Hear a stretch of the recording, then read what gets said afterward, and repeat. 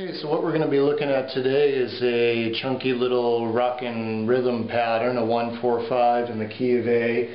And this is just a fun little pattern to play. I like to do it to test out equipment, whether it be guitars, amps, pickups, speakers. So I'm going to play the progression through 3 times, slower than you would normally play it through. The first time pretty much straight, second time throwing in a couple of fills, and the third time adding a neat little turnaround that I think you'll enjoy. So there should be at least a couple of things that you pick up from this lesson. So here we go.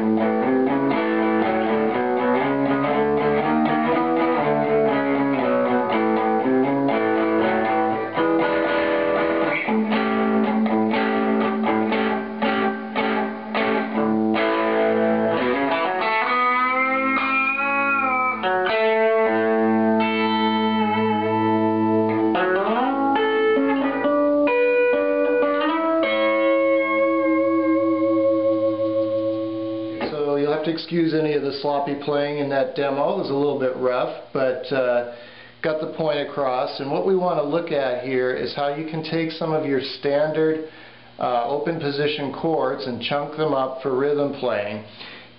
Most of you probably know already that you can take your E, A, and D chords and play a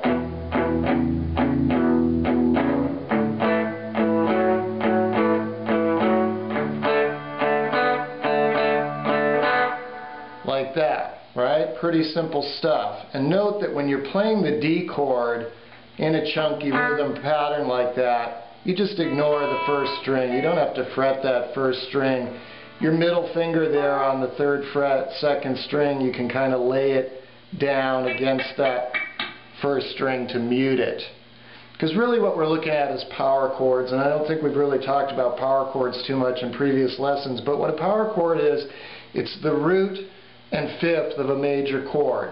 Okay, so when you're playing your standard bar chord shape, if you just play those 2 notes, the 6th and 5th strings, what you have is the F and the C, the root and the 5th. And if you play the 4th string as well, what you have is the root, the 5th, and the root again, the octave. That's a power chord, okay? So if you're playing the A, movable A shape, it's the same deal. What you have is the root, the A, the 5th, the E, and then the root again, doubled the octave.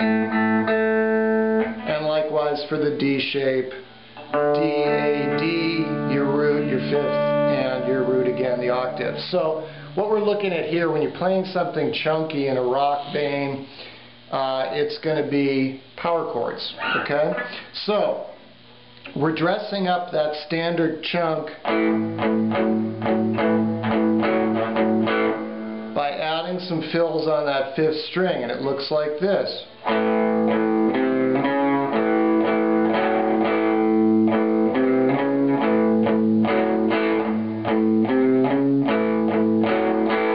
So you're adding the C, the C sharp, and then going to your standard.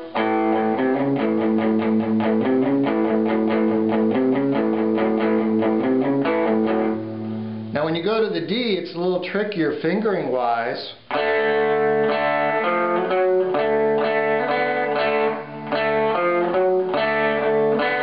You have to borrow that middle finger to come up to the 4th string to play the F and the F sharp.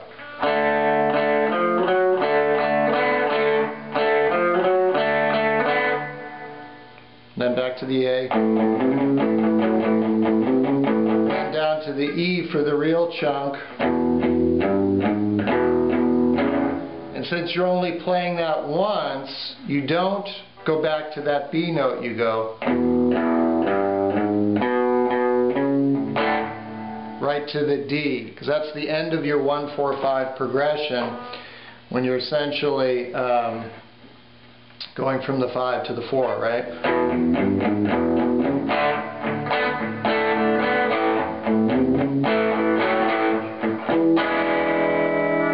So what I'm doing there for the turnaround is just simply going up to the 5th fret and playing an E7 with that movable C7 shape. From the first position, there's your C chord, there's your C7, D7, E7. Great movable chord shape.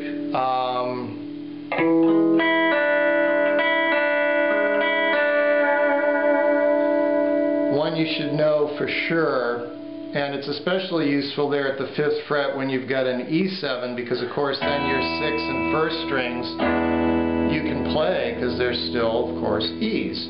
So that was the turnaround, and the key of A is going to be an E7.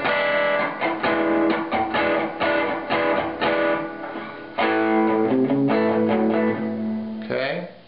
So second time around I threw in some fill. For the A I added this.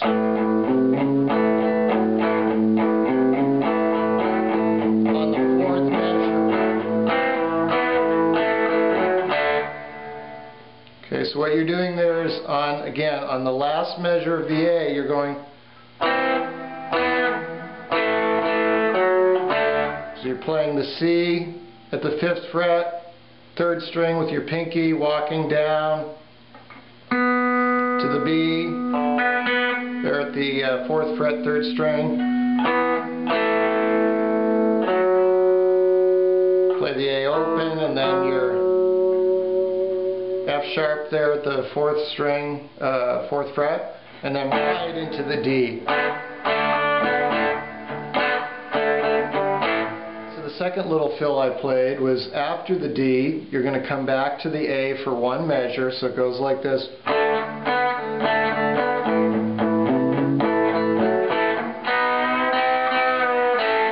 So after that one measure of A, you throw in this little double stop bend for the second measure of the A, leading into the E. And that double stop bend sounds really nice leading into the E. Heading into the E, do that little double stop bend at the 4th fret, 2nd and 3rd strings. You can play it barred with your ring finger, or for a little bit more control, you can fret them with your ring finger and pinky together. And that's just a standard double stop. We're in the key of A major, right? So remember, we count down 3, 1, 2, 3 to get our relative minor. So you know that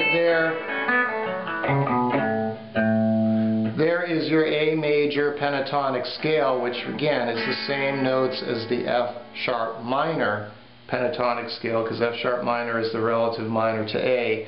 So if you remember chunking in your sort of first position,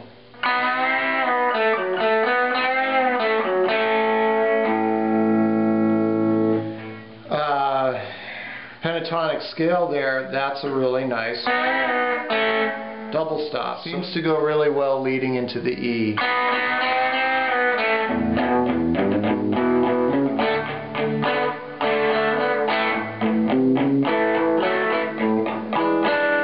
I played the progression. The only thing different really, or the only thing new, was the turnaround. And it's a funky little turnaround using a bar chord, kind of going up from the 2, which in the key of A is this B. Right, we've got our movable A shape, playing it as a bar chord. And we're going to go up, ascending from the 2 up to the 5, which is our E and is our turnaround chord. We're going to start on the 2, the B, C sharp, D, D sharp, E, and now the descending skips the D sharp,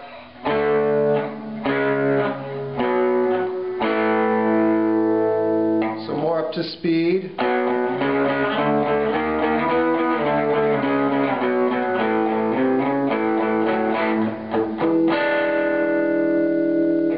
Alright, one more time.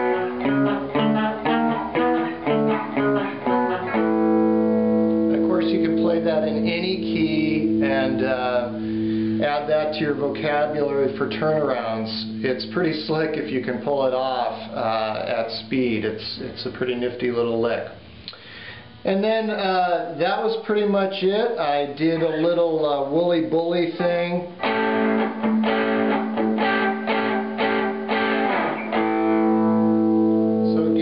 Just our movable C7 taken all the way to the 10th fret. Again, we've got our root on the 5th and 2nd strings. That's the A, so what we have is an A7, our root chord. And I played a little lick out of that.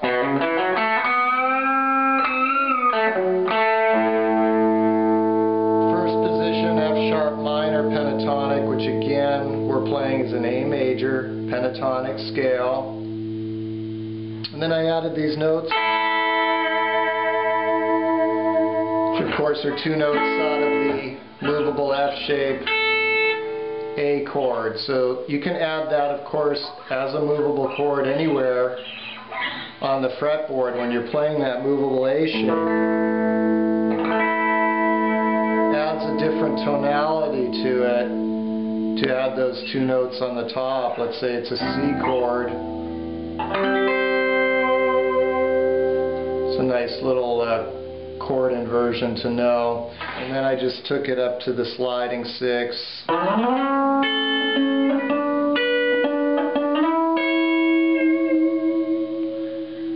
Which again is out of our sliding C shape. Bring it up so it's an A chord. Until you're playing 2 notes out of the movable A shape. 1 octave above our open position A chord. So that's pretty much it. Hope some of that was useful for you and that you can incorporate it into your playing. Thanks again for joining me, and I will see you next time.